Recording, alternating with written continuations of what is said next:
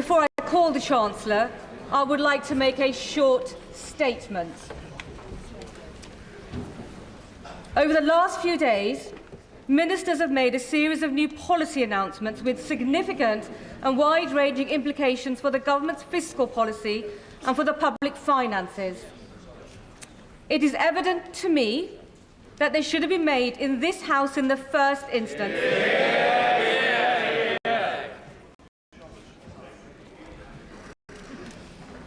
The principle is clearly and unambiguously set out in the paragraph 9.1 of the Ministerial Code.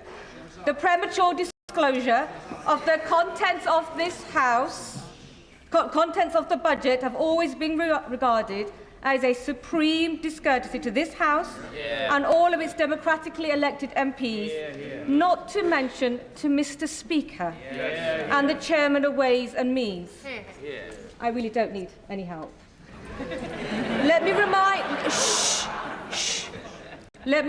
the Treasury front bench the budget statement and ensuing resolutions are the most important Ways and Means business of the House, Erskine May 36-33. I am disappointed by comments made by government spokespeople believing they can use precedent as an excuse. I am telling them today that they are entirely wrong. Mr. Speaker has always defended the undoubted right of this House, including opposition parties and backbenchers on all sides of this House, to be the first to hear major government policy announcements on behalf of their constituents. As Chairman of Ways and Means, I have responsibility to oversee the House's consideration of the budget fairly and impartially, and to ensure that honourable members on all sides of this House have adequate opportunity to hold the Chancellor to account. Finally, we collectively, we should all remember to respect the Chair, respect our colleagues, and to respect this House. Now, before I call the Chancellor of the Exchequer, I am remind honourable members that copies of the budget resolutions will be available to them from the Vote Office in Members' Lobby at the end of the Chancellor's statement and, of course, online. I also remind honourable members that interventions are not taken during the Chancellor's statement, nor during the replies of the Leader of the Opposition or of the Leader of the Liberal Democrats. I call the Chancellor of the Exchequer.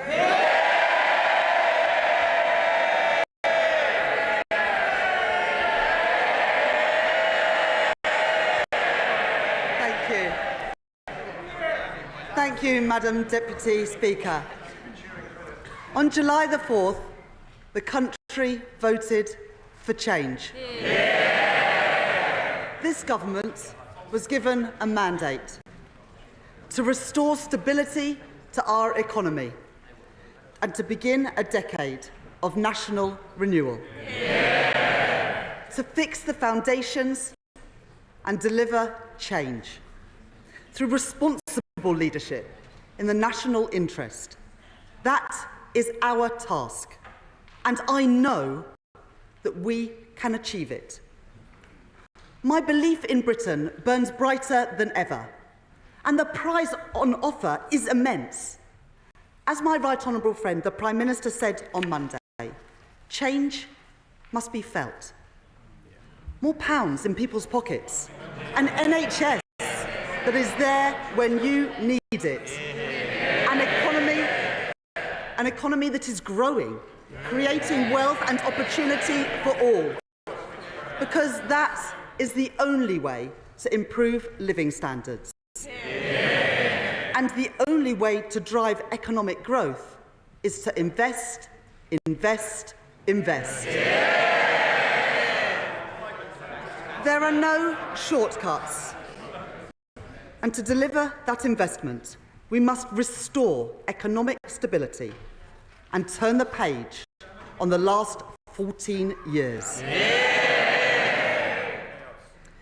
This is not the first time that it has fallen to the Labour Party to rebuild Britain. In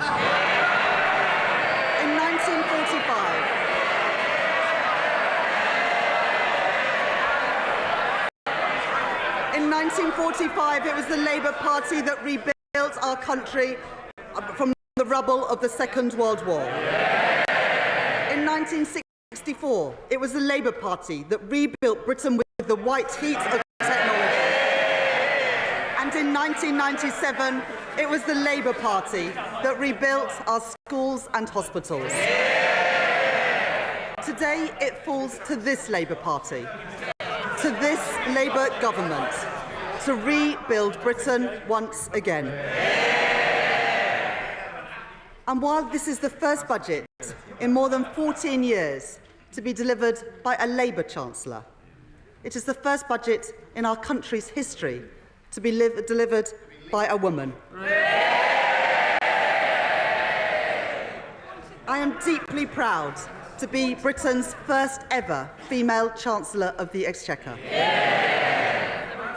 To girls and young women everywhere, I say, let there be no ceiling on your ambition, your hopes and your dreams.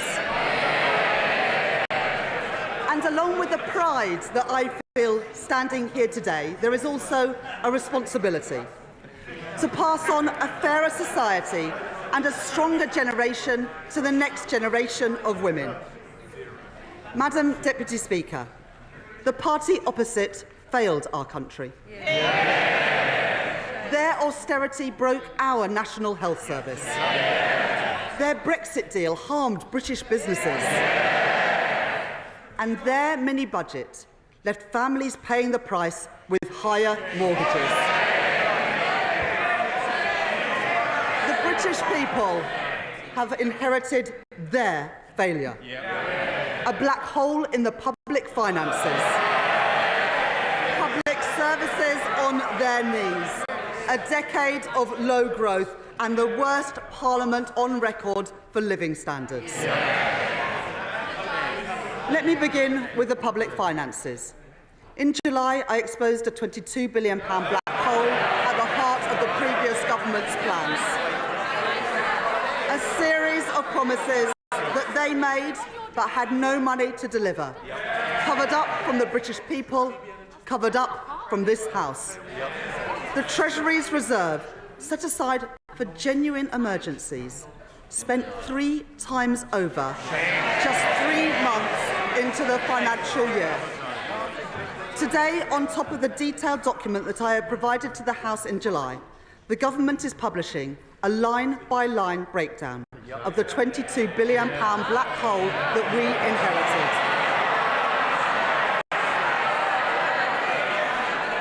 It shows hundreds of unfunded pressures on the public finances this year and into the future too.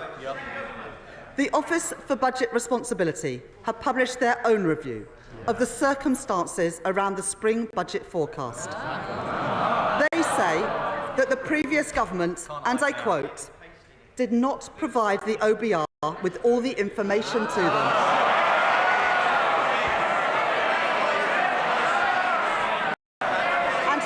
Known about these undisclosed pressures that have since come to light, then their spring budget forecast for spending would have been, and I quote again, materially different. Let me be clear. That means any comparison between today's forecast and the OBR's March forecast is false, because the party opposite hid the reality of their public spending plans. At the very same budget, they made another £10 billion worth of cuts to national insurance. It was the height of irresponsibility, and they knew it, because they had run out of road and they called an election to avoid making difficult choices. So let me make this promise to the British people. Never again will we allow a government to play fast and loose with our public finances. And never again will we allow a government to hide the true state of our public finances from our independent forecaster. That's why today I can confirm that we will implement in full the 10 recommendations from the Independent Office for Budget Responsibilities Review. But the country has inherited not just broken public finances, but broken public services too. The British people can see and they can feel that in their everyday lives. NHS waiting lists at record levels. Children in porter cabins as school roofs crumble. Trains that do not arrive, rivers filled with polluted waste, prisons overflowing, crimes which are not investigated and criminals who are not punished. That is the country's inheritance. That is the country's inheritance from the party opposite. But they had no plan to improve our public services. And they had no plan to put our public finances on a stable footing. Quite the opposite. Since 2021, there have been no detailed plans for departmental spending set out beyond this year. And their plans relied on a baseline for spending this year, which we now know was wrong, because it did not take into account the £22 billion black hole. The previous government also failed to budget for costs that they knew would materialise. That includes funding for vital compensation schemes for victims of two terrible injustices.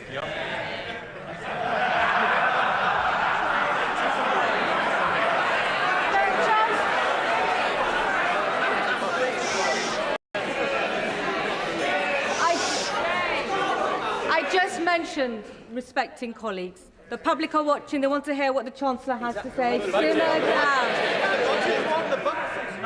I would politely suggest that honourable members listen to this, because it includes funding for vital compensation schemes for victims of two terrible injustices, the infected blood scandal and the Post Office Horizon scandal.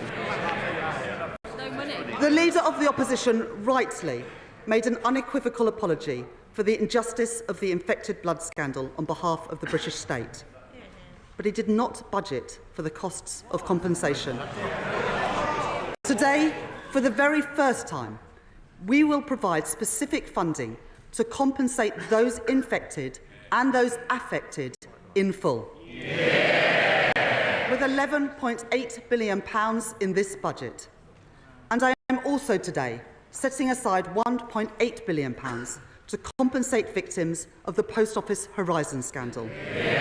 Redress that is long overdue for the pain and injustice that they have suffered.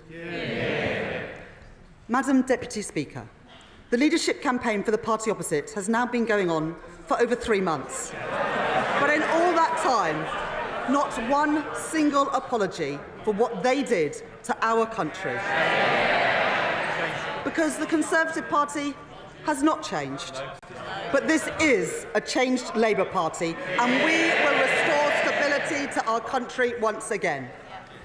The scale and seriousness of the situation that we have inherited cannot be underestimated. Together, the hole in our public finances this year, which recurs every year, the compensation schemes that they did not fund, and their failure to assess the scale of the challenges facing our public services means that this budget raises taxes by £40 billion. Any Chancellor standing here today would have to face this reality. And any responsible Chancellor would take action. That is why today I am restoring stability to our public finances and rebuilding our public services. As a former economist at the Bank of England, I know what it means to respect our economic institutions. I want to put on record my thanks to the Governor of the Bank, Andrew Bailey, and to the Independent Monetary Policy Committee. Today, I can confirm that we will maintain the MPC's target of 2% inflation, as measured by the 12-month increase in the Consumer Prices Index. I want to thank James Bowler, the Permanent Secretary to the Treasury, and my team of officials. Madam Deputy Speaker, I would also like to thank my predecessors as Chancellor of the Exchequer for their wise counsel as I have prepared for this budget. In particular, I would like to thank the former Right Honourable Member for Spelthorne for his invaluable advice in this weekend's papers, where he concluded that his mini-budget, and I quote, wasn't perfect. Well, for once, Madam Deputy Speaker, I think him and I are in absolute agreement. Finally, I want to thank Richard Hughes and his team at the Office for Budget Responsibility for their work in preparing today's economic and fiscal outlook. Let me now take the House through that forecast. The cost of living crisis under the last government stretched household finances to their limit, with inflation hitting a peak of above 11%.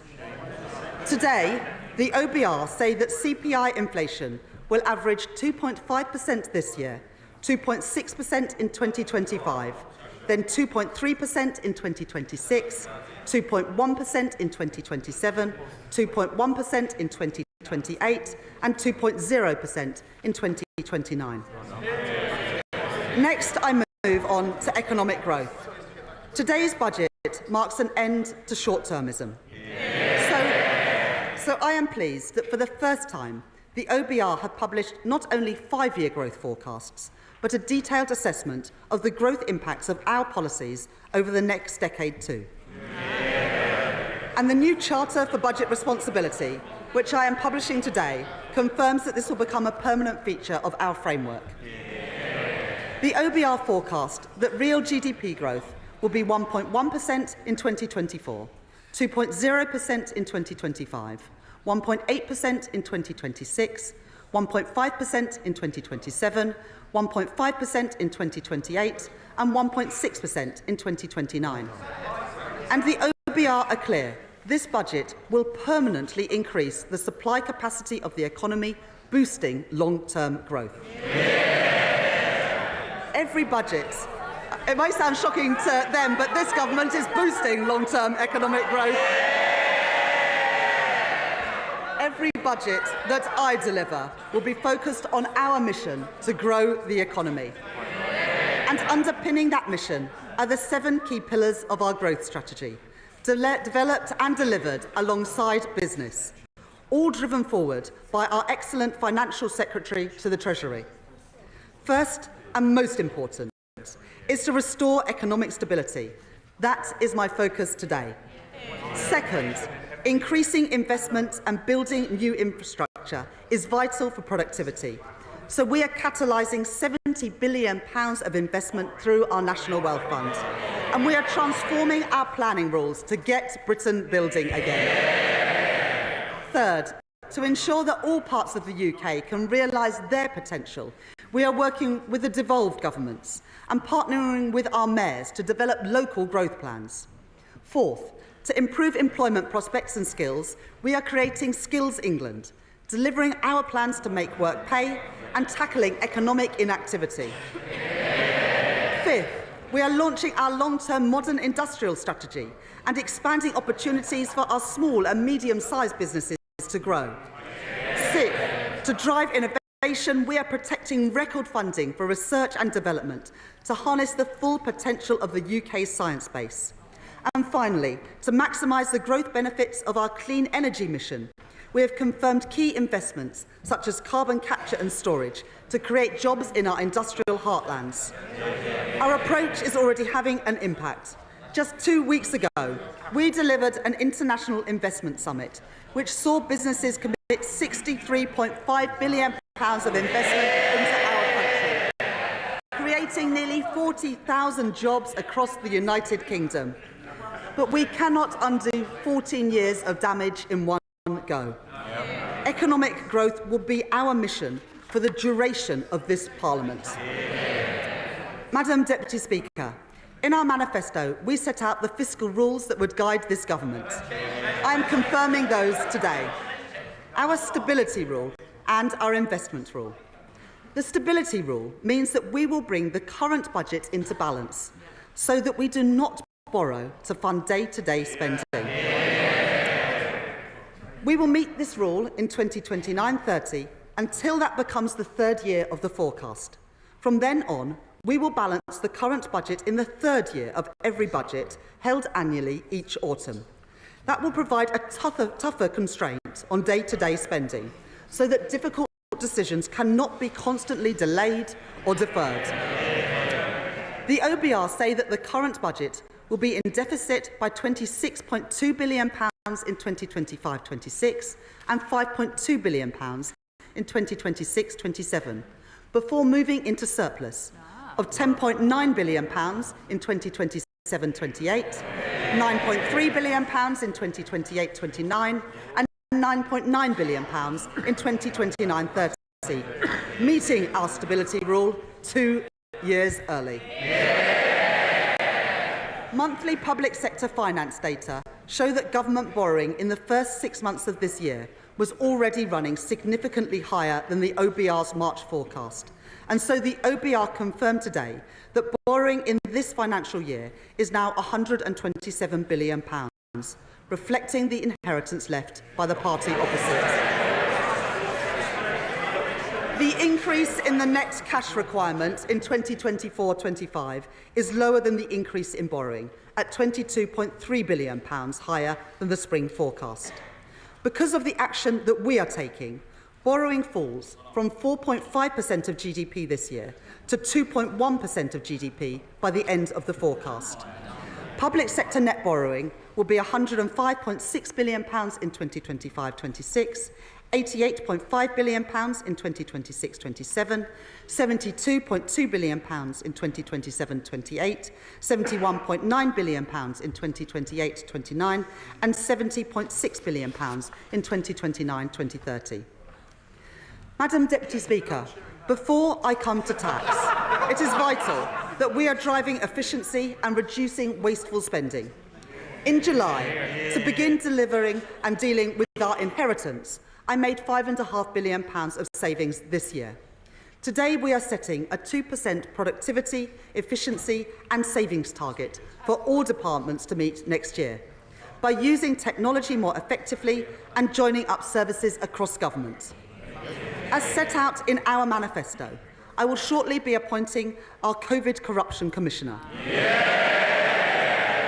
They will lead our work to uncover those companies that used a national emergency to line their own pockets, because that money belongs in our public services and taxpayers want that money back. And I can confirm today that David Goldstone has been appointed as the chair of the new Office for Value for Money to help us realise the benefits from every pound of public spending. Today, I am also taking 3 steps to ensure that welfare spending is more sustainable. First, we inherited the last government's plans to reform the work capability assessment. We will deliver those savings as part of our fundamental reforms to the health and disabilities benefit system that my right honourable friend, the Work and Pensions Secretary, will bring forward. Second, I can today announce a crackdown on fraud in our welfare system, often the work of criminal gangs. We will expand DWP's counter-fraud teams, using innovative new methods to prevent illegal activity and provide new legal powers to crack down on fraudsters, including direct access to bank accounts to recover debt. This package saves £4.3 billion a year by the end of the forecast. Third, the government will shortly be publishing the Get Britain Working white paper, tackling the root causes of inactivity with an integrated approach across health, education and welfare. And we will provide £240 million for 16 trailblazer projects targeted at those who are economically inactive and most at risk of being out of education, employment or training, to get people into work and to reduce the benefits bill. Before a government could consider any change to a tax rate or threshold, it must ensure that people pay what they already owe. So we will invest to modernise HMRC systems using the very best technology and recruit additional HMRC compliance and debt staff. We will clamp down on those umbrella companies who exploit workers, increase the interest rate on unpaid tax debt to ensure that people pay on time, and go after the promoters of tax avoidance schemes. These measures to reduce the tax gap raise £6.5 billion by the end of the forecast, and I want to thank the Exchequer Secretary for his outstanding work on this agenda. Madam Deputy Speaker, I know that for working people up and down our country, family finances are stretched and paychecks don't go as far as they once did. So today I am taking steps to support people with the cost of living. It was the Labour government that introduced the national minimum wage in 1999. It had a transformative impact on the lives of working people. As promised in our manifesto, we asked the Low Pay Commission to take account of the cost of living for the first time. I can confirm that we will accept the Low Pay Commission recommendation to increase the national living wage by 6.7% to £12.21 an hour, worth up to £1,400 a year for a full-time worker. And for the first time, we will move towards a single adult rate phased in over time by initially increasing the national minimum wage for 18 to 20-year-olds by 16.3% as recommended by the Low Pay Commission, taking it to £10 an hour. A Labour policy to protect working people being delivered by a Labour government once again. Second, I have heard representations from colleagues across this House about the carers allowance and the impact of the current policy on carers looking to increase the hours that they work, including from the honourable members for Shipley, the honourable member for Scarborough and Whitby, and the right honourable member for Kingston and Surbiton too. Carers allowance currently provides up to £81.90 per week to help those with additional caring responsibilities. Today I can confirm that we are increasing the weekly earnings limit to the equivalent of 16 hours at the national living wage per week, the largest increase in carers allowance since it was introduced in 1976. This means that a carer can now earn over £10,000 a year while receiving carers allowance, allowing them to increase their hours where they want to and keep more of their money. I am also concerned about the cliff edge in the current system and the issue of overpayments. My right honourable friend, the Work and Pensions Secretary, has announced an independent review to look at the issue of overpayments, and we will work across this House to develop the right solutions. Third, we will provide £1 billion from next year to extend the Household Support Fund and discretionary housing payments to help those facing financial hardship with the cost of essentials. Fourth, having heard representations from the Joseph Rowntree Foundation, Trussell and others to reduce the level of debt repayments that can be taken from a household's universal credit payment each month by reducing it from 25% to 15% of their standard allowance. This means that 1.2 million of the poorest households will keep more of their award each month, lifting children out of poverty, and those who benefit will gain an average of £420 a year. Madam Deputy Speaker, our plan to make work pay will also protect working people. I know that the party opposite are deeply interested in our plans here. Having seen their colleagues repeatedly dismissed at short notice, I know that they are worried about their future under the Right Honourable Member for North West Essex. So they should rest easy, knowing that our plan will protect working people from unfair dismissal. It will safeguard them from bullying in the workplace. And it will improve their access to paternity and maternity leave. I hope that the new Shadow Cabinet will soon be grateful for these increased protections at work. It is right that we protect those who have worked all their lives. In our manifesto, we promised to transfer the Investment Reserve Fund in the Mine Workers Pension Scheme to members. And I have listened closely to my honourable friends for Easington, Doncaster Central, Blaenau Gwent and Ayr, Carrick and Cumnock on this issue. Today, we are keeping our promise so that working people who powered our country receive the fair pension that they are owed.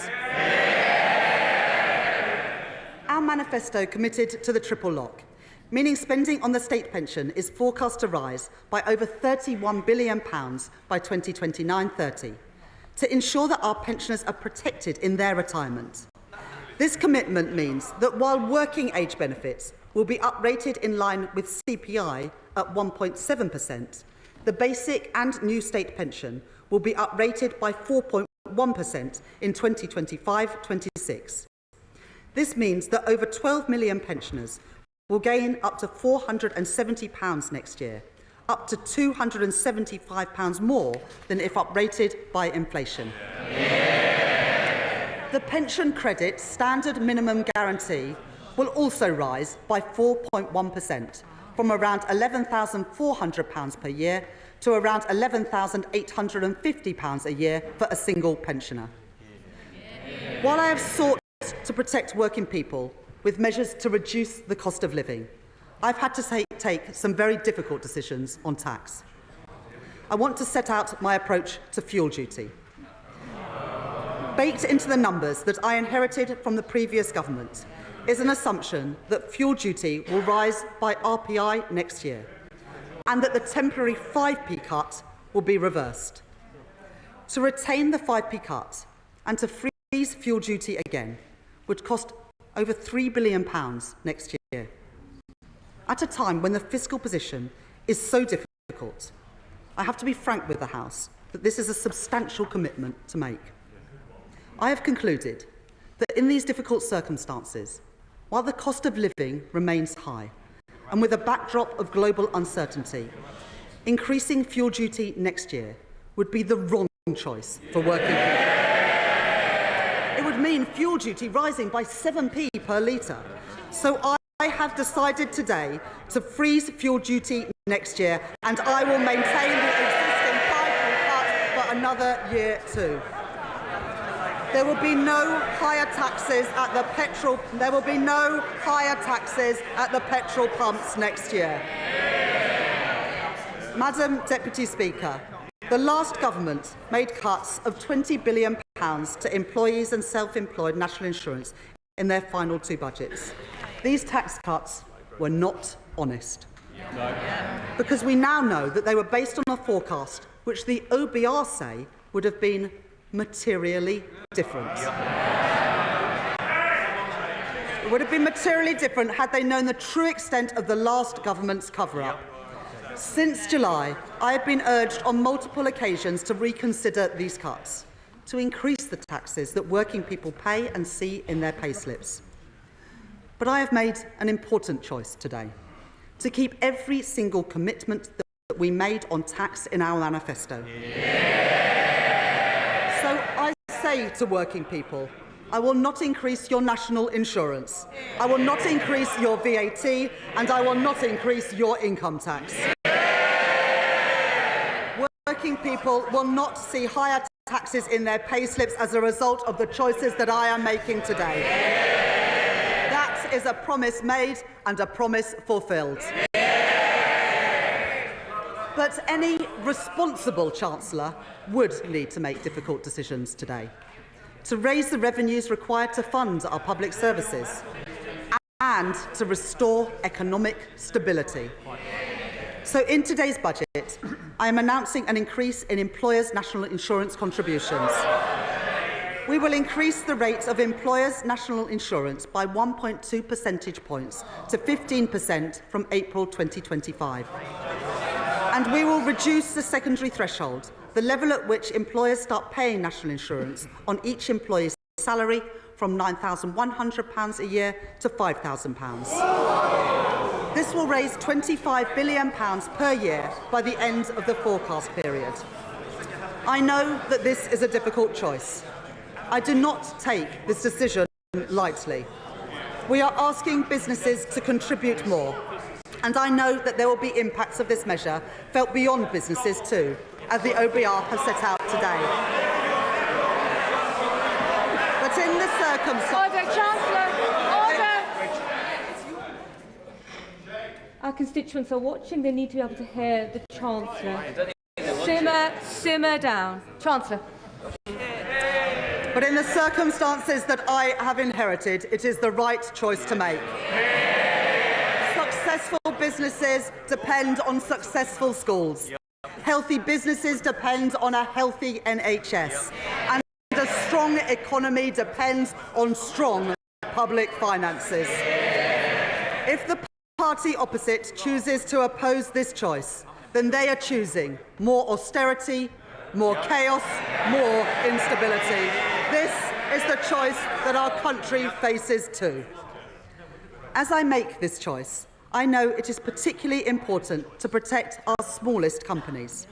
So, having heard representations from the Federation of Small Businesses and others, I am today increasing the employment allowance from £5,000 to £10,500. This means 865,000 employers won't pay any national insurance at all next year.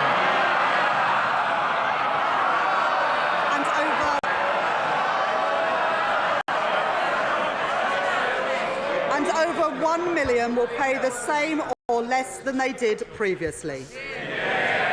This will allow a small business to employ the equivalent of 4 full-time workers on the national living wage without paying any national insurance on their wages. Madam Deputy Speaker, let me now come to capital gains tax.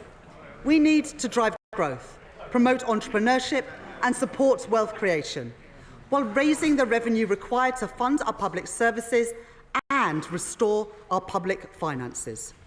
Today, we will increase the lower rate of capital gains tax from 10 to 18% and the higher rate from 20 to 24%, while maintaining the rates of capital gains tax on residential property at 18 and 24% too. This means the UK will still have the lowest capital gains tax rate of any European G7 economy. Alongside these changes to the headline rates of capital gains tax, we are maintaining the lifetime limit for business asset disposal relief at £1 million to encourage entrepreneurs to invest in their businesses.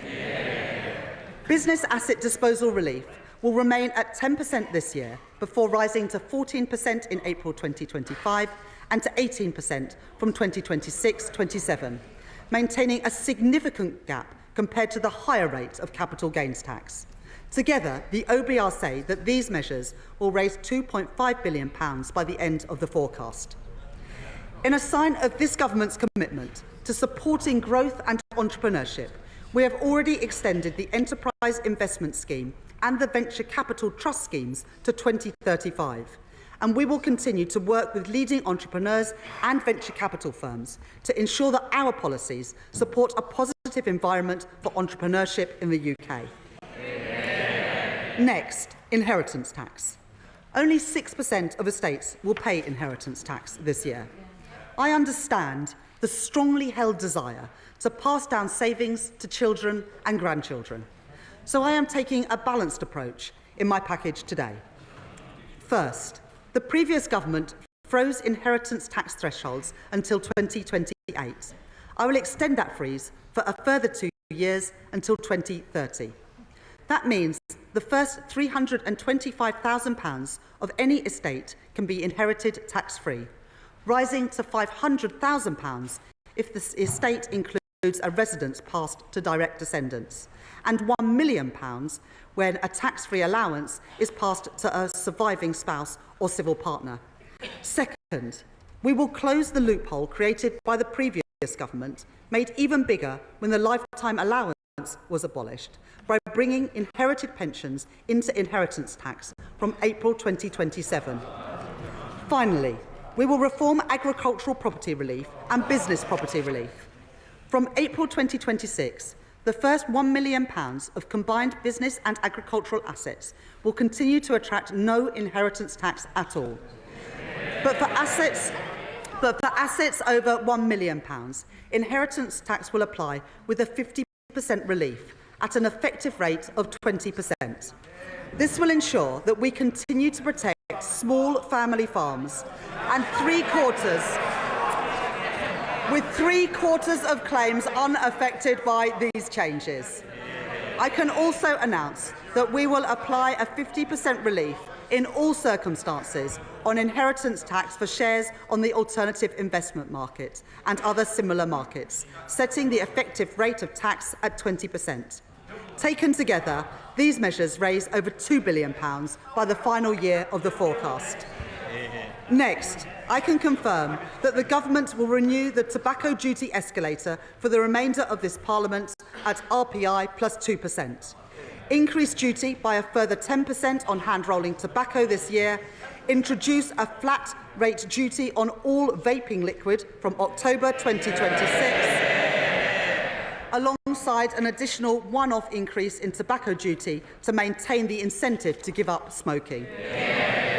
And we will increase the soft drinks industry levy to account for inflation since it was introduced, as well as increasing the duty in line with CPI each year going forward. These measures will raise nearly £1 billion per year by the end of the forecast period. Madam Deputy Speaker, we want to support the take-up of electric vehicles, so I will maintain the incentives for electric vehicles in company car tax from 2028 and increase the differential between fully electric and other vehicles in the first-year rates of vehicle excise duty from April 2025. These measures will raise around £400 million by the end of the forecast period. Madam Deputy Speaker, let me update the House on our plans for air passenger duty. And I can see the right honourable gentleman's ears have pricked up. Air passenger duty has not kept up with inflation in recent years, so we are introducing an adjustment, meaning an increase of no more than £2 for an economy-class short-haul flight. But I am taking a different approach when it comes to private jets.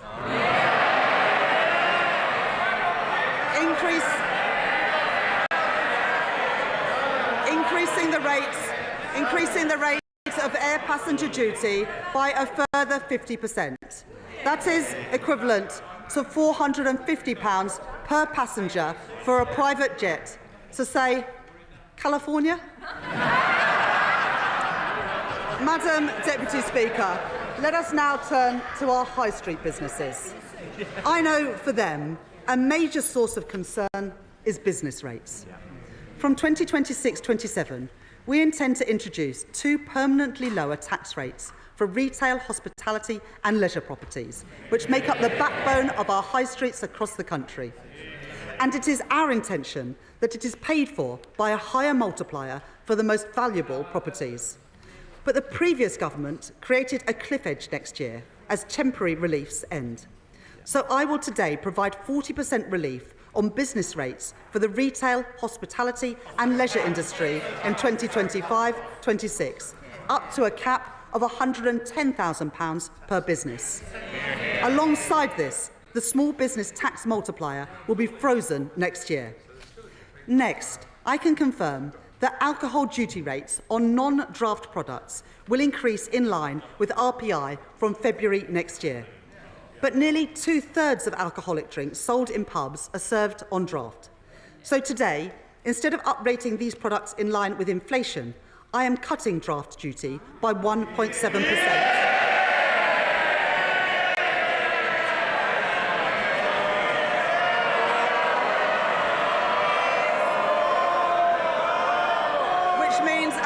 Off the pints in the pub. Alongside the changes I am making today, I am publishing a corporate tax roadmap, providing the business certainty called for by the CBI, the British Chambers of Commerce and the Institute for Directors. This confirms our commitment to cap the rate of corporation tax at 25%, the lowest in the G7, for the duration of this Parliament, while maintaining full expensing and the £1 million annual investment allowance, and keeping the current rates of research and development relief to drive innovation. Madam Deputy Speaker, in our manifesto, we made a number of commitments to raise funding for our public services. First, I have always said that if you make Britain your home, you should pay your taxes here too. So today I can confirm we will abolish the non-dom tax regime. And we will remove the outdated concept of domicile from the tax system from April 2025. We will introduce a new residence-based scheme with internationally competitive arrangements for those coming to the UK on a temporary basis, while closing the loopholes in the scheme designed by the party opposite. To further encourage investment into the UK, we will also extend the temporary repatriation relief to 3 years and expand its scope, bringing billions of pounds of new funds into Britain. The Independent Office for Budget Responsibility say that this package of measures will raise £12.7 billion over the next 5 years. Next, the fund management industry provides a vital contribution to our economy. But as our manifesto set out, there needs to be a fairer approach to the way that carried interest is taxed. So we will increase the capital gains rates on carried interest to 32% from April 2025. And from April 2026, we will deliver further reform to ensure that the specific rules for carried interest are simpler, fairer and better targeted. In our manifesto, we committed to reforming stamp duty land tax to raise revenues while supporting those buying their first home. We are increasing the stamp duty land tax surcharge for second homes, known as the higher rate for additional dwellings, by 2 percentage points to 5%, which will come into effect from tomorrow. This will support over 130,000 additional transactions from people buying their first home or moving home over the next 5 years. Next, we are committed to reform the energy profits levy on oil and gas companies. I can confirm today that we will increase the rate of the levy to 38%, which will now expire in March 2030, and we will remove the 29% investment allowance to ensure that the oil and gas industry can protect jobs and support our energy security. So we will maintain the 100% first-year allowances and the decarbonisation allowances too. Finally, 94% of children in the UK attend state schools. To provide the highest quality of support and teaching that they deserve, we will introduce VAT on private school fees from January 2025. And we will shortly introduce legislation to remove their business rates relief from April 2025 too.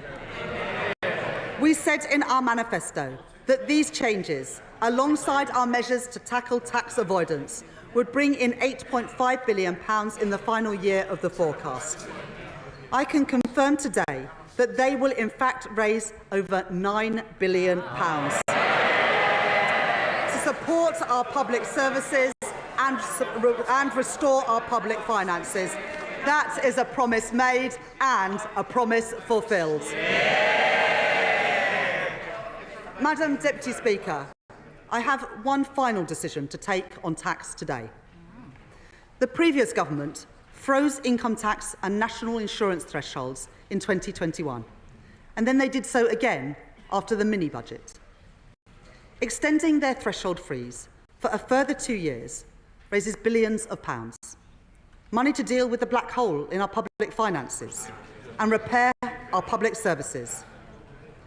Having considered this issue closely, I have come to the conclusion that extending the threshold freeze would hurt working people. It would take more money out of their payslips. I am keeping every single promise on tax that I made in our manifesto. Of the freeze in income tax and national insurance thresholds beyond the decisions by the previous government. From 2028-29, personal tax thresholds will be uprated in line with inflation once again. When it comes to choices on tax, this government chooses to protect working people every single time. Madam Deputy Speaker, these are the choices I have made to restore economic stability and to protect working people. The next choice I make is to begin to repair our public services. In recent months, we have conducted the first phase of the spending review to set departmental budgets for 2024-25 and 2025-26. And I want to thank my right honourable friend, the Chief Secretary to the Treasury, for his tireless work with colleagues from across government. Because I have taken difficult decisions on tax today, I am able to provide an injection of immediate funding over the next 2 years to stabilise and to support our public services. The next phase of the spending review will report in late spring, and I have set the overall envelope today. Day-to-day spending from 2024-25 onwards will grow by 1.5% in real terms. And today, departmental spending, including capital spending, will grow by 1.7% in real terms. At the election, we promised there would be no return to austerity. Today, we deliver on that promise. But given the scale of the challenge that we are facing in our public services, that means there will still be difficult choices in the next phase of the spending review. Just as we cannot tax and spend our way to prosperity, nor can we simply spend our way to better public services. So we will deliver a new approach to public service reform, using technology to improve public services and taking a zero-based approach so that taxpayers' money is spent as effectively as possible, and so we focus on delivering our key priorities. In the first phase of the spending review, I have prioritised day-to-day funding to deliver on our manifesto commitments. I want every child to have the very best start in life, and the best possible start to the school day too. And I know my right honourable friend, the Education Secretary, shares my ambition. So I am today tripling investment in breakfast clubs to fund them in thousands of schools. I am increasing the core schools budget by £2.3 billion next year to support our pledge to hire thousands more teachers into key subjects. So that our young people can develop the skills that they need for the future, I am providing an additional £300 million for further education. And finally, this government is committed to reforming special educational needs provision to improve outcomes for our most vulnerable children and to ensure that the system is financially sustainable. To support that work, I am today providing a £1 billion uplift in funding, a 6% real terms increase from this year. There is no more important job for government than to keep our country safe, and we are conducting a strategic defence review to be published next year. And as set out in our manifesto, we will set a path to spending 2.5% of GDP on defence at a future fiscal event. Today, I am announcing a total increase to the Ministry of Defence's budget of £2.9 billion next year, ensuring that the UK comfortably exceeds our NATO commitments and providing guaranteed military support to Ukraine of £3 billion per year for as long as it takes. Last week, alongside my right honourable friend, the Defence Secretary, I announced in addition to this further support to Ukraine on top of our NATO commitment through our £2.26 billion contribution to the G7's Extraordinary Revenue Acceleration Agreement, repaid using profits from immobilised Russian sovereign assets. And as we approach Remembrance Sunday, it is vital that we take time to remember those who have served our country so bravely. So I am today announcing funding to commemorate the 80th anniversary of VE and VJ Day next year, to honour those who have served at home and abroad. We must also remember those who experienced the atrocities of the Nazi regime firsthand. I would like to pay tribute to Lily Ebert, the Holocaust survivor and educator who passed away aged 100 earlier this month. I am today committing a further £2 million to Holocaust education next year, so that charities like the Holocaust Educational Trust can continue their work to ensure that these vital testimonies are not lost and are preserved for the future.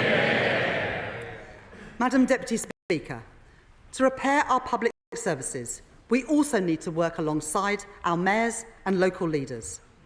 we will deliver a significant real terms funding increase for local governments next year, including £1.3 billion of additional grant funding to deliver essential services, with at least £600 million in grant funding for social care and £230 million to tackle homelessness and rough sleeping.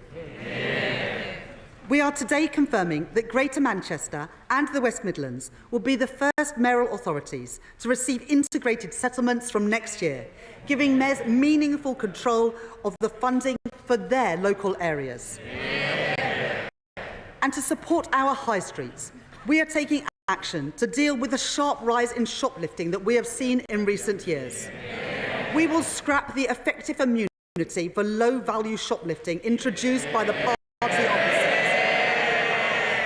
And having listened closely to organisations like the British Retail Consortium and the trade union USDOR, I am providing additional funding to crack down on the organised gangs which target retailers and to provide more training to our police officers and retailers to stop shoplifting in its tracks. Finally, I am today providing funding to support public services and drive growth across Scotland, Wales and Northern Ireland.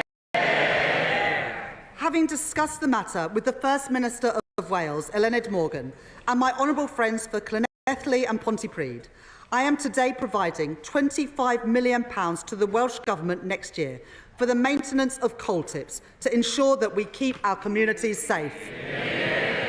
And to support growth, including in our rural areas, we will proceed with city and growth deals in Northern Ireland, in Causeway Coast and Glens, and the Mid-South West.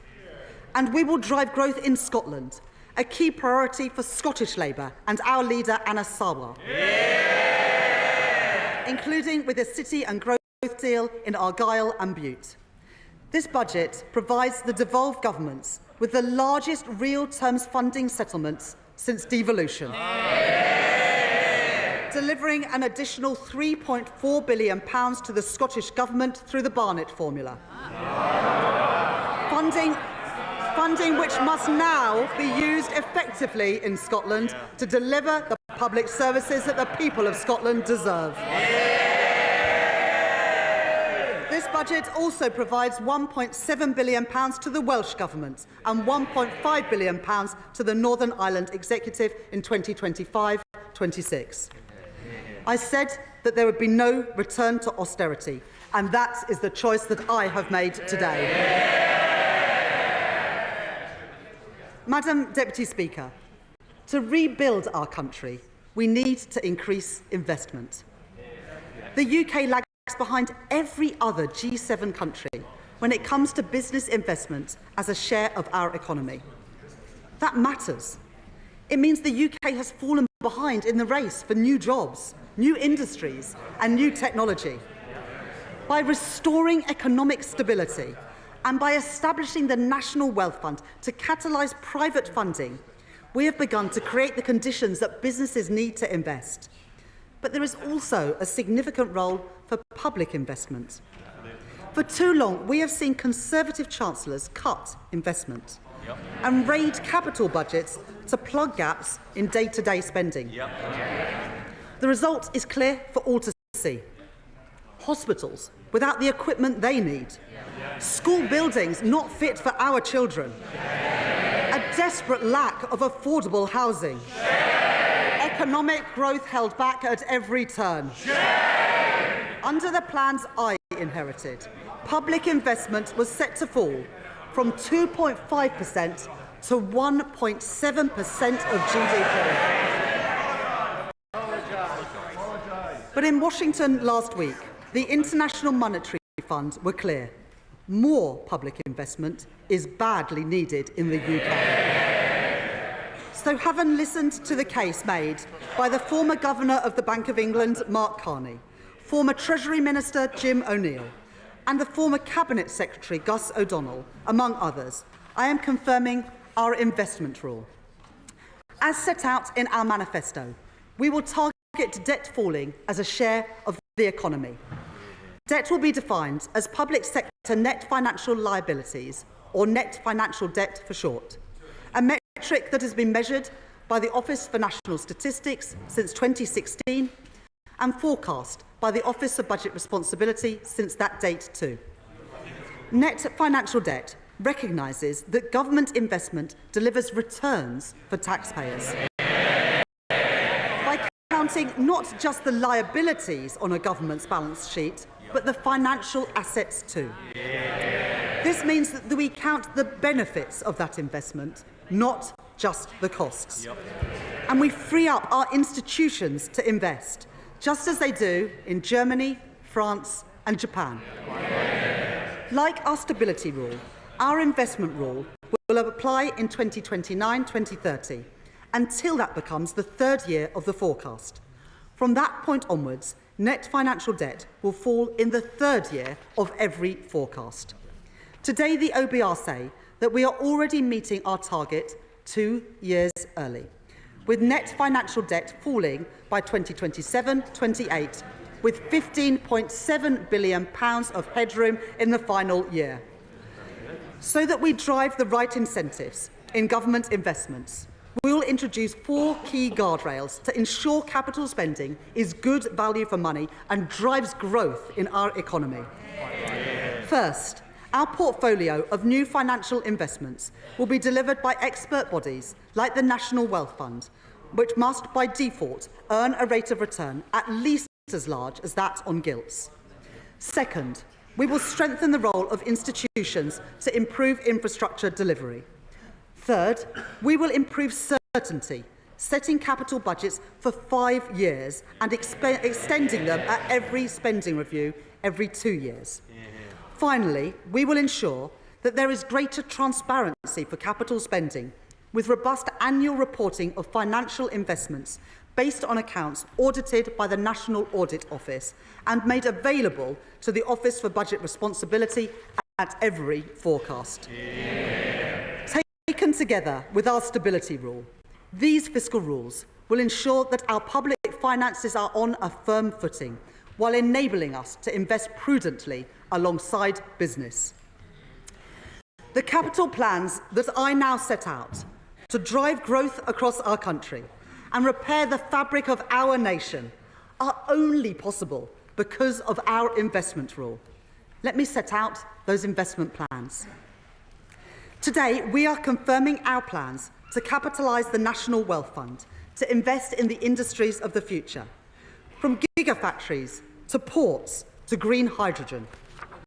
Building on these investments, my right honourable friend, the Business Secretary, is driving forward our modern industrial strategy.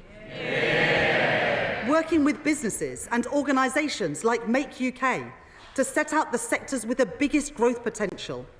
Today, we are confirming multi-year funding commitments for these areas of our economy, including nearly £1 billion for the aerospace sector to fund vital research and development, building on our industry in the East Midlands, the South West and in Scotland.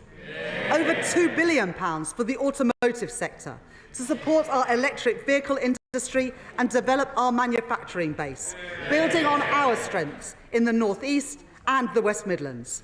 And up to £520 million for a new Life Sciences Innovative Manufacturing Fund. For our world-leading creative industries, we will legislate to provide additional tax relief for visual effect costs in TV and film. And we are providing £25 million for the North East Combined Authority, which they plan to use to remediate the Crownworks studio site in Sunderland, creating 8,000 new jobs. To unlock these growth industries of the future, we will protect government investment in research and development with more than £20 billion worth of funding. This includes at least £6.1 billion to protect core research funding for areas like engineering, biotechnology and medical science. Through Research England, other research councils and the national academies. We will extend the Innovation Accelerators programme in Glasgow, in Manchester and in the West Midlands. And with over £500 million of funding next year, my right honourable friend, the Science, Technology and Innovation Secretary, will continue to drive progress in improving reliable, fast broadband and mobile coverage across our country, including in rural areas. Yeah. We committed in our manifesto to build 1.5 million homes over the course of this Parliament. Yeah. And my right honourable friend, the Deputy Prime Minister, is driving that work forward across government. Today, I am providing over £5 billion of government investment to deliver our plans on housing next year. Yeah. We will increase the Affordable Homes Programme to £3.1 billion, delivering thousands of new homes. Yeah. We will provide £3 billion worth of support in guarantees to boost the supply of homes and support our small house builders. Yeah. And we will provide investment to renovate sites across our country, including at Liverpool Central Docks, where we will deliver 2,000 new homes, and funding to help Cambridge realise its full growth potential. Yeah.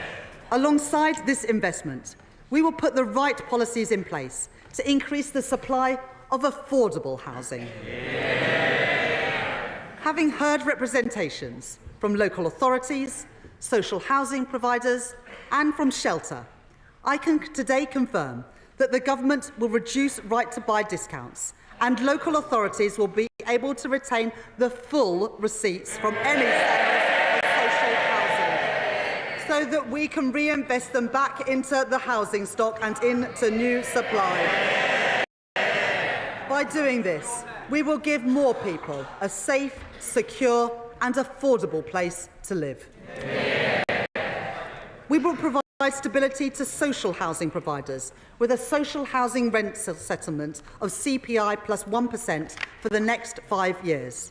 And we will deliver on our manifesto commitment to hire hundreds of new planning officers to get Britain building again.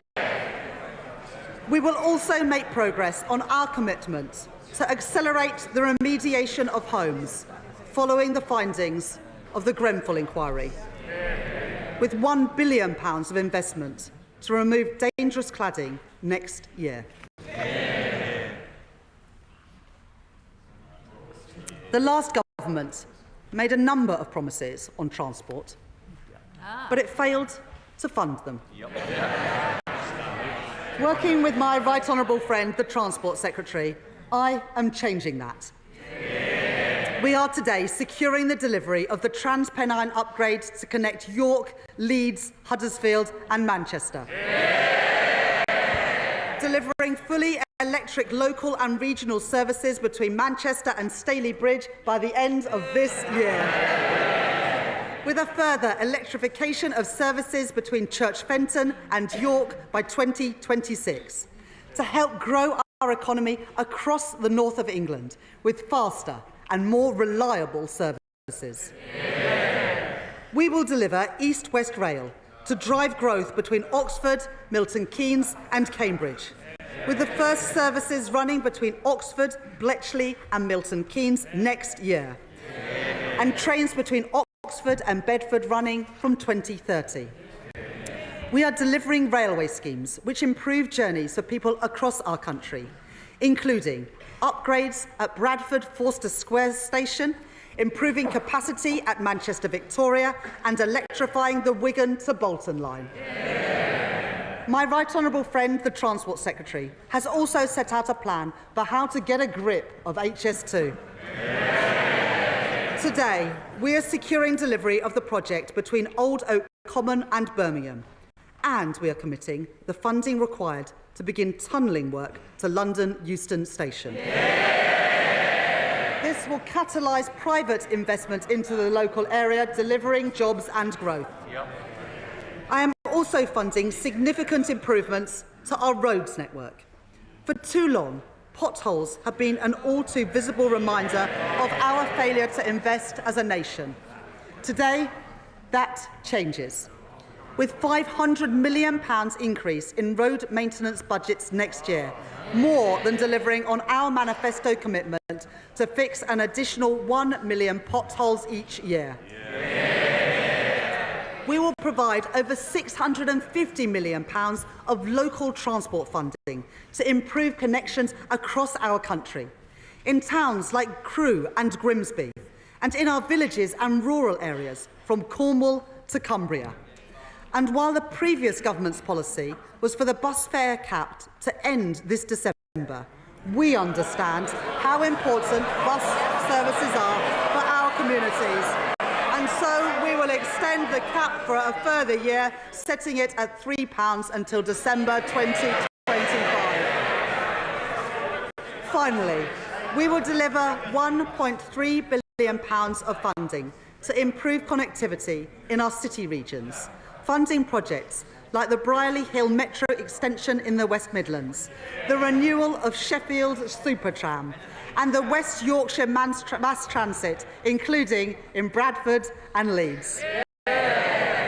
Madam Deputy Speaker, to bring new jobs to Britain and to drive growth across our country, we are delivering our mission to make Britain a clean energy superpower, led by my right honourable friend, the Energy Secretary.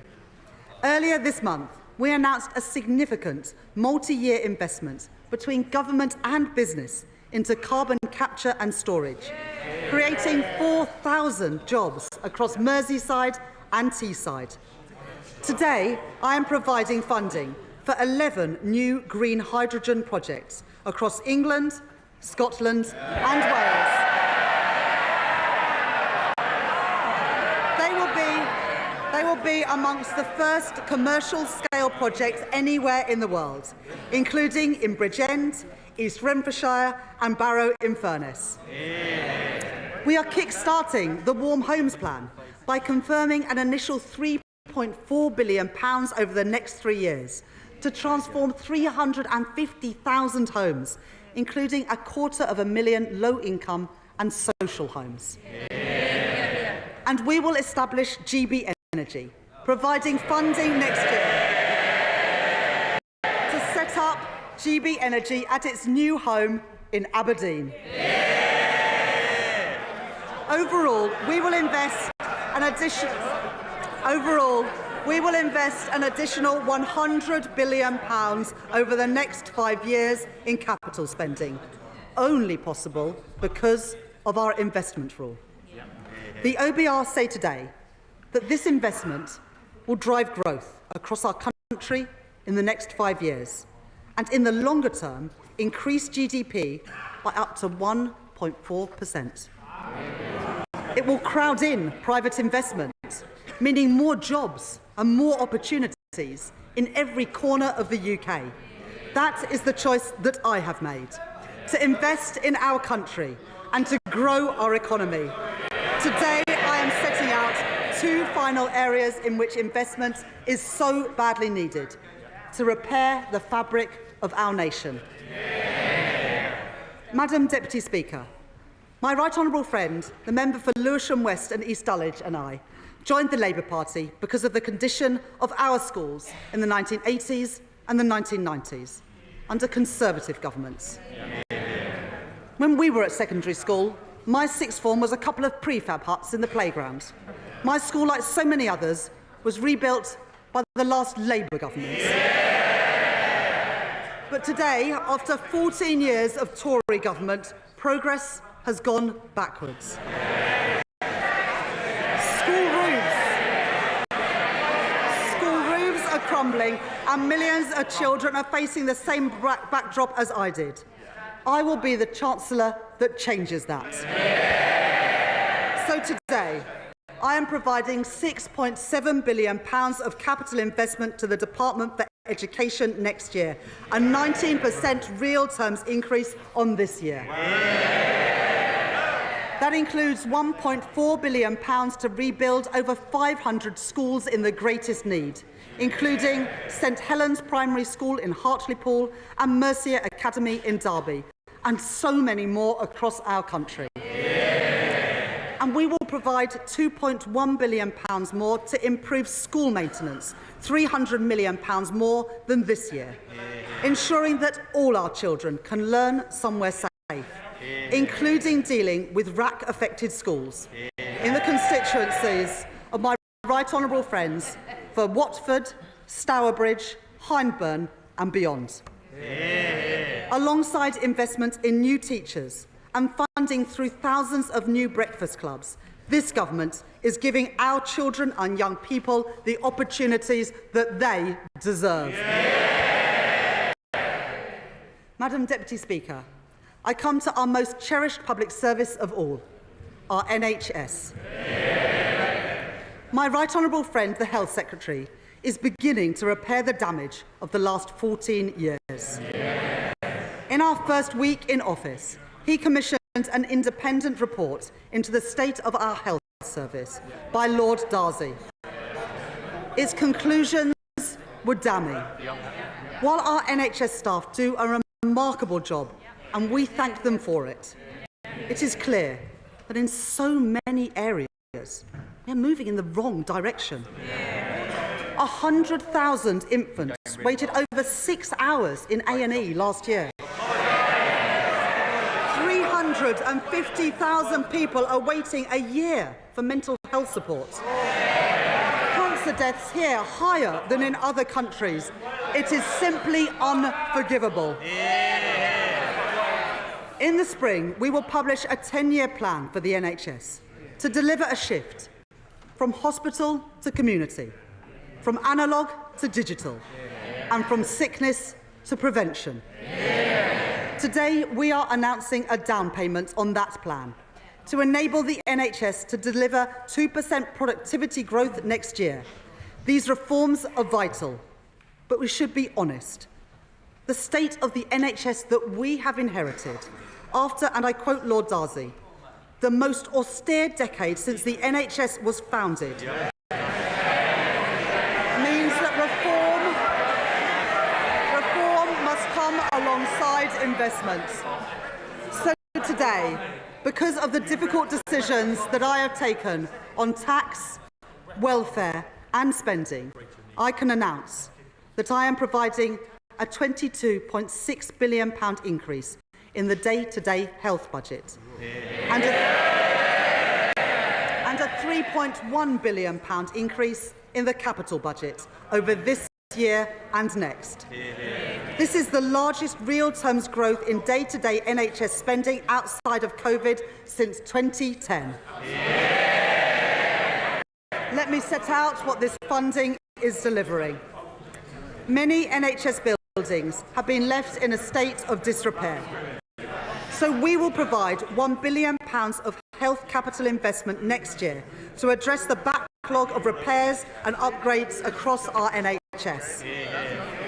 To increase capacity for tens of thousands more procedures next year, we will provide a further £1.5 billion for new beds in hospitals across our country, new capacity for over 1 million additional diagnostic tests, and new surgical hubs and diagnostic centres, so that people waiting for their treatment can get it as quickly as possible. My right honourable friend, the Health Secretary, will be setting out further details of his review into the new hospital programme in the coming weeks and publishing in the new year. But I can tell the House today that work will continue at pace to deliver those 7 hospitals affected by the RAC crisis, including West Suffolk Hospital in Bury St Edmunds and Leighton Hospital in Crewe.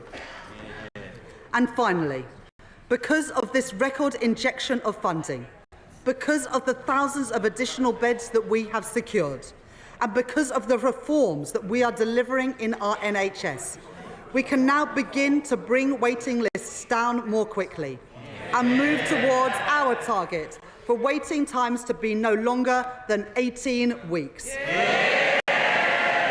By delivering on our manifesto commitment for 40,000 extra hospital appointments a week, that is the difference that this Labour government is making. Madam Deputy Speaker, the choices I have made today are the right choices for our country. To restore stability to our public finances, to protect working people, to fix our NHS, and to rebuild rebuild Britain. That doesn't mean these choices are easy, but they are responsible. If the party opposite disagrees with the choices that I have made, then they must answer. What choices would they make? Would they again choose the path of irresponsibility, the path taken by Liz Truss, and ignore the problems in our public finances altogether? If that is their choice, they should say so. But let me be clear. If they disagree with my choices on tax, then they would not be able to protect working people. If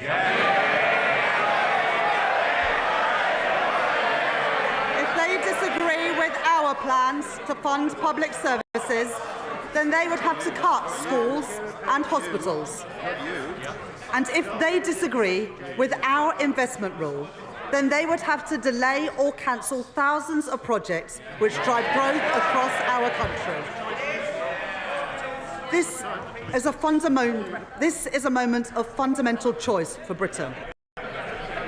I have made my choices, the responsible choices, to restore stability to our country, to protect working people, more teachers in our schools, more appointments in our NHS, more homes being built, fixing the foundations of our economy, investing in our future, delivering change, rebuilding Britain.